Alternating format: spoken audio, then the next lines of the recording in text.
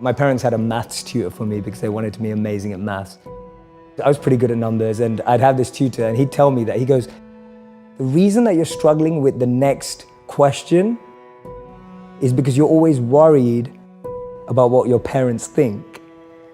And that really stayed in my head. I was just like, wow, so as long as I'm trapped by what my parents think, I can actually never find the answers to the real questions of life. Most of us just throw ourselves into the deep end and then try swim and figure it out. The problem is we all went to normal schools that try to put stuff in us rather than take stuff out of us. You know, you were told at school that you weren't very good and you weren't good at English, and now you have a New York Times bestseller, right? Yeah. And it's like no one noticed that potential inside you. No one noticed that, oh, Lewis was really creative. And you're not the only person. There's so many people who feel like that. So the modern schooling system didn't extrapolate your self-actualization, your element, and just try to put maths, English, science inside. So the point is that you're trying to get to such a strong foundation that when you interact in the world, you're going with a sense of strength, fuel, energy to make a difference, rather than going into the world and then going, oh my God, where am I, trying to figure it out. People were so far removed from their own understanding of themselves that they were either lost living a life they didn't want to, lost living up to someone else's expectations, or lost becoming someone to impress someone else. How many of you have a crazy dream or a crazy goal? I want you to write out in the comment section, what is your crazy dream? The dream that keeps you up at night is the real dream you should be chasing. But to chase that dream, to find that dream, to make that dream a reality, you need a strategy, right? A dream without a plan is just a wish. Tony Robbins said that, right? A dream without a plan is just a wish. You can't be what you can't see. If I never saw a monk, I would never have wanted to be a monk. If I never meet a billionaire, I wouldn't want to be one. Because I wouldn't know what that feels like. I don't know what it looks like. I don't know what it takes. What am I good at? What do I love?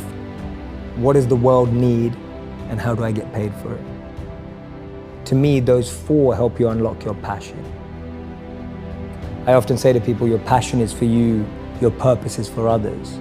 Your passion makes you happy, but when you use your passion to make a difference in someone else's life, that's a service, that's a purpose. My goal has never been financially or materially oriented. I see that stuff as the byproduct of doing what you love. I genuinely believe that. It's always been that way around for me.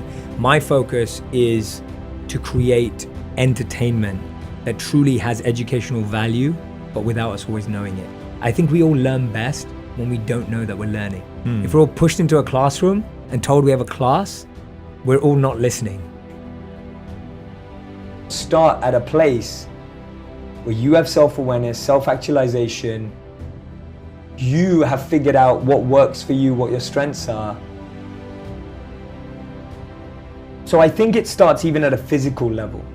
Anyone who's a physical fitness or a health coach will know that different bodies need different food, different sleep, different fluids. We don't all need the same thing. Me and you with different body types can't do the same workout. Our bodies have different tolerances in different things. That's self-awareness at the physical level. We know our limits, we know what we can do, we know what we can't do, we know what our challenge is. On a mental level, what's self-awareness? Knowing what type of people I like to be with.